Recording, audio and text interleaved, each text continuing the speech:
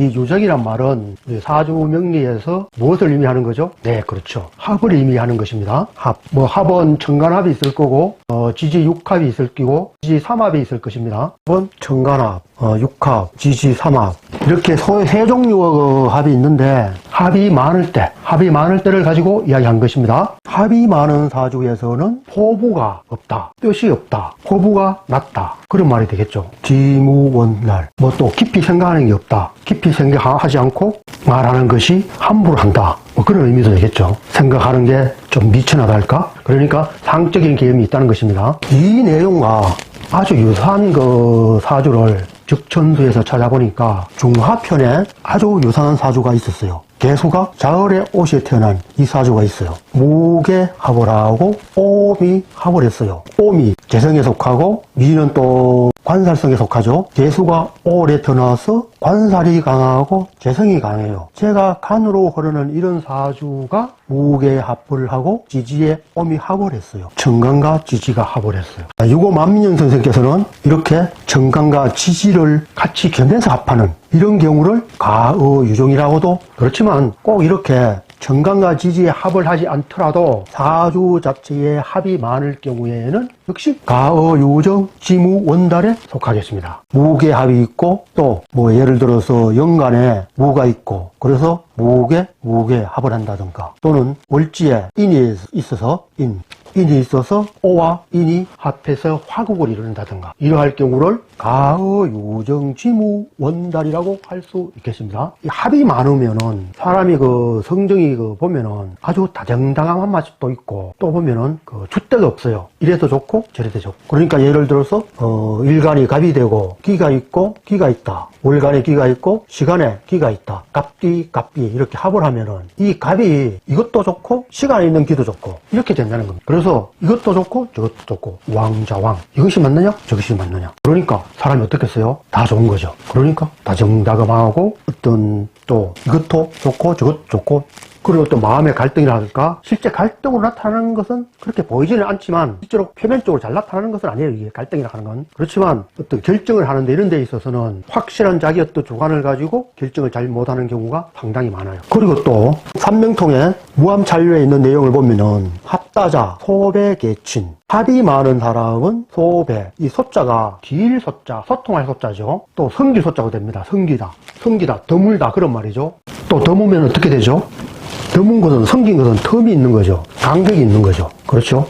여기 있고 여기 있고, 이런 간격을 등진다, 소배, 그런 말입니다. 간격을 등지면은 사람과 사람 사이가 소원하게 되겠죠. 대인관계가 소원하게 흐르겠죠. 그래서 소원한 것을 등져서 모두 친하게 된다. 합다자는 그래서 다정다감하단 말이 되는 거죠. 모두가 친하다. 소배하여 개친하다. 또 보면은 합다주해, 합이 많은 그 사주는 해, 금음의 자죠. 금음은 어둡다는 이야기죠. 그래서 사물에 어리석다, 그런 말이 되겠어요. 사리 분별을 정확하게 하지 못하니까 역시 회, 캄캄한 밤같이 어두운 그런 어떤 특성이 있다. 그리고 만민년 선생께서는 삼명통에서 이에 대해서 이야기하시기를, 갑이 기와 합을 하고 지지에 자가 있고 기는 지지에 축이 있을 때, 이럴 때 천간이 갑기합하고 지지에 잡축합, 이렇게 되었을 경우를 과의유정지무원달한 그런 사주가 된다. 이렇게 되었을 경우에는 서로 집착을 하게 되어서 자기가 사주 주인이 다른 어떤 소견을 가지지 못한다, 그렇게 이야기했어요. 만약에 기가 일간이 되고 갑이 시간이 되었을 경우에, 이럴 경우 갑기합을 했을 경우에는 기와 정간은 갑이 되죠. 그렇죠? 그래서 이 사람은 정간에만 매달리지 인이나 식상성, 이런 성에 대해서는 생각을 하지 않고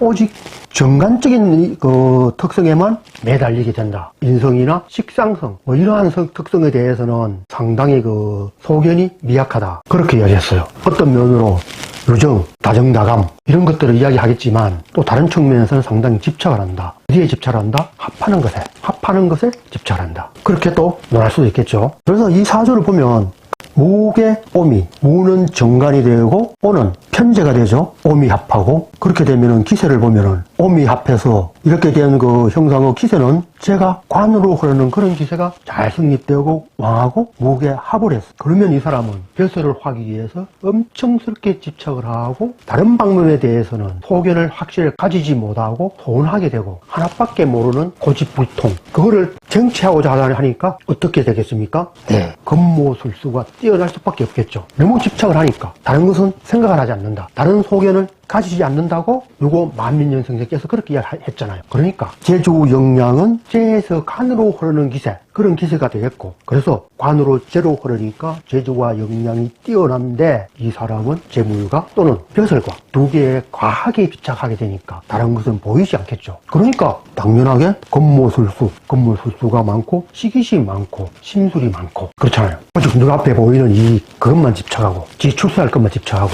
모든 사람을 이렇게 하는 그런 어떤 인성적인 계통은 없다는 이야기죠. 왜요? 목의 오미 합을 해서 청강과 지지가 합을 해서 가의 유정 지무원달, 가하게 유정하여 깊게 도달하는 그런 뜻, 마음을 가지지 못한다. 그렇게 설명할 수 있겠죠. 그렇지만 우리는 이런 계통들을 항시 확률적 계통, 상적 계음으로 바라봐야 되지 단적 계통으로 한마 무조건 하면은 제주 영양이 좋고 겁모술수, 심술이 이런 계통으로 확증해서 와서는 안 된다는 이야기예요. 이에 관해서 제가 그 많은 강의를 하면서 계속 강조하는 게 그거죠. 항시 상적 계음, 상적 계음요.